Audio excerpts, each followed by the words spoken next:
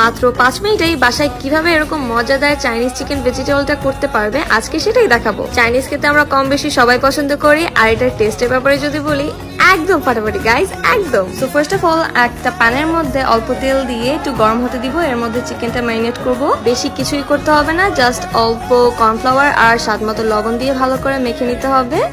আর চিকেনের পিসগুলো কিন্তু ছোট ছোট কিউব করে কেটে নিয়েছি। ভালো করে মাখা হয়ে গেলে এখন এগুলো তেলের মধ্যে হালকা একটু ফ্রাই করে নিব। And this are my sweet and lovely people, যারা আমার লাস্ট ভিডিওতে কমেন্ট করেছিলে যে কোত্থেকে আমার ভিডিওগুলি দেখছো। Riya from Brahmanbaria, Ariana from Sylhet, Adiba from Barishal, Abir from Gazipur, Mansura from Barishal, Priyoshoni from Noakhali, Jibonto animation from Brahmanbaria and Swarna from Mirpur. চিকেনটা এরকম হালকা ফ্রাই হয়ে গেলে এটাকে এখন উঠিয়ে নিব। দেন সেম প্যানের মধ্যেই দিয়ে দিব এর মধ্যে বাটার।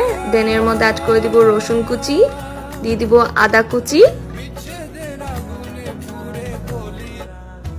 দেন রসুন আর আদাটা অল্প ভাজা হয়ে গেলে এর মধ্যে অ্যাড করে দিব আমাদের আগে থেকে ভাজা চিকেনগুলো।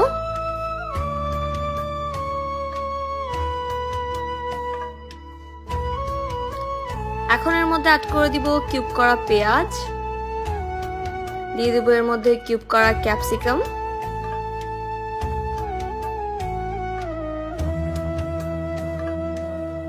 এখন নিয়ে নিয়েছি টমেটো কেচাপ এন্ড তার মধ্যে দিয়ে দিচ্ছি সয়া সস। এখন ভালোভাবে মিক্স করে এর মধ্যে দিয়ে দিব।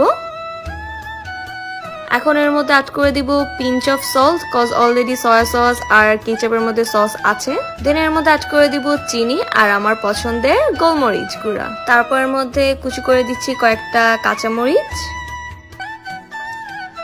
এখন সবকিছুকে ভালোভাবে নেড়ে এখন বানাবো আমরা গ্রেভি, আর তার জন্য একটা কাপের মধ্যে নিয়ে নিয়েছি অল্প পানি। দেন এর মধ্যে অ্যাড করে দিব কর্নফ্লাওয়ার, ভালোভাবে মিক্স করে নিতে হবে। এখন